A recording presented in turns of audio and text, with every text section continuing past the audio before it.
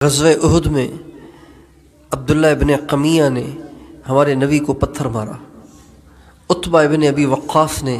ہمارے نبی کو پتھر مارا، 3 شخصوں نے پتھر مارا، آپ زخمی ہو کر بے ہوش ہو گئے، گر گئے۔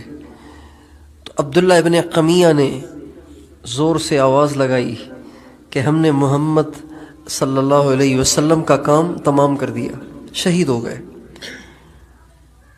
تو جب یہ خبر مسلمانوں کے کانوں تک پہنچی تو مسلمان پریشان ہو گئے۔ چنانچہ صحابہ میں سے بعض وہ تھے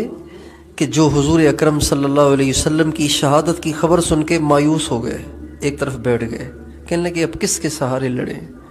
پہلے تو لڑ رہے تھے حضور کے سہارے، اب حضور چلے گئے تو اب کس کے سہارے لڑیں؟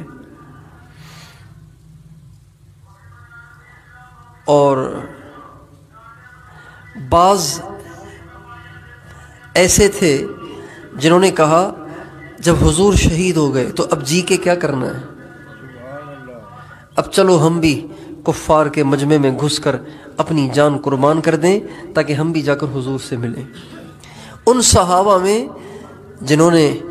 حضور اکرم صلی اللہ علیہ وسلم کے بعد اپنے لیے جینے کو ناجائز سمجھا، ان میں سے سر فہرست حضرت علی ہے کرم اللہ وجہہ، جنہوں نے کہا جب حضور چلے گئے تو اب جینے کا فائدہ ہی کیا ہے۔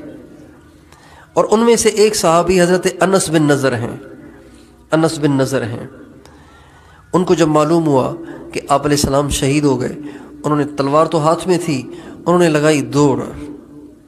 احد کے دامن میں کفار کا مجمع تھا، احد کے دامن میں جو مسلمانوں کو زیر و زبر کر رہے تھے، احد کے دامن میں کھڑے تھے۔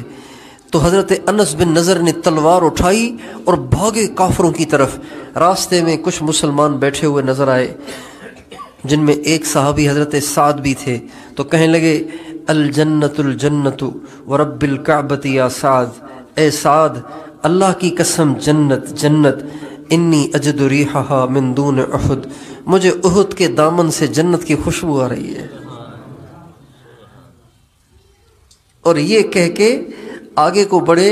اور لڑتے لڑتے شہید ہو گئے۔ اب جان جا رہی ہے، جان جا رہی ہے، گھر اجڑ رہا ہے، بیوی بچوں سے جدا ہو رہے ہیں، لیکن کہہ رہے ہیں انی اجد ریحھا من دون احد، مجھے تو احد کے دامن سے جنت کی خوشبو آ رہی ہے۔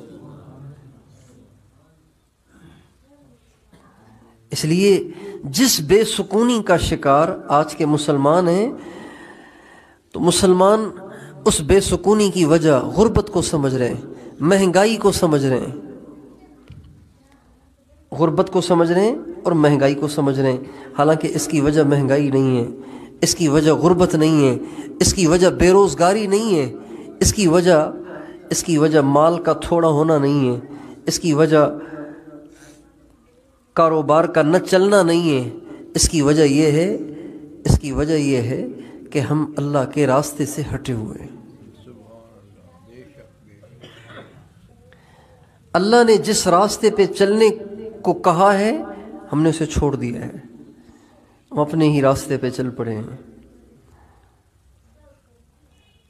جو نظام اللہ نے ایک مسلمان کو دیا ہے زندگی گزارنے کے لیے، آج مسلمان اس نظام پہ چلنے کے لیے تیار نہیں ہے۔ مسلمان کہہ رہا ہے رات کو 2 بجے سوؤں گا، چونکہ انٹرنیٹ کون استعمال کرے گا، 2 بجے سوؤں گا میں تو، اور فجر میں نہیں اٹھوں گا، میں تو اٹھوں گا 10 بجے، اور پھر نماز نہیں پڑھوں گا، میں نے تو دکان پہ جانا ہے، بھی بچوں کو کون کھلائے گا، اور پھر ظہر میں نہیں آنا اس لیے کہ ظہر پہ آؤں گا تو گاہک چلے جائیں گے، عصر میں بھی نہیں آنا اس لیے کہ دکان چلانی ہے، مغرب میں بھی نہیں آنا اس لیے کہ دکان کھلی ہوئی ہے، کس کے حوالے کروں، عشاء تو ویسے ہی نہیں پڑھنی، تھکا تھکایا آیا ہوں کام سے، تو اب کیسے عشاء پڑھوں گا۔ دکان پہ جاتا ہے تو کہتا ہے سچ نہیں بولوں گا، سچ بولوں گا تو کاروبار کیسے چلے گا، دھوکہ نہ دوں تو کاروبار کیسے چلے گا، گالیاں نہ دوں تو لوگ تو مجھ پہ چڑھ جائیں گے۔ مجھے ایک ساتھی نے کہا کہ بھئی بات یہ ہے کہ مجھے گالیاں دینے کا شوق نہیں ہے، لیکن گالیاں اس لیے دیتا ہوں کہ گالیاں نہ دوں تو لوگ میرے اوپر چڑھ جاتے ہیں۔ آج کا مسلمان اس نظام پہ چلنے کے لیے تیار نہیں ہے جو نظام اسے اللہ نے زندگی گزارنے کے لیے دیا ہے۔ اب جو راستہ آپ کے لیے متعین کر دیا گیا ہے، آپ اس راستے سے ہٹیں گے تو پریشان تو ہوں گے نا۔ آپ ٹرین کو اٹھا کے سڑک پہ چلا دیں اور کار کو اٹھا کے پٹڑی پہ ڈال دیں تو پریشانیاں تو آئیں گی نا۔ پھر آپ شیر کے سامنے گھاس ڈال دیں، بکری کے سامنے گوشت ڈال دیں، کیسے کام چلے گا؟ شیر کی غذا اور ہے، بکری کی غذا اور ہے، ٹرین کی پٹڑی اور ہے،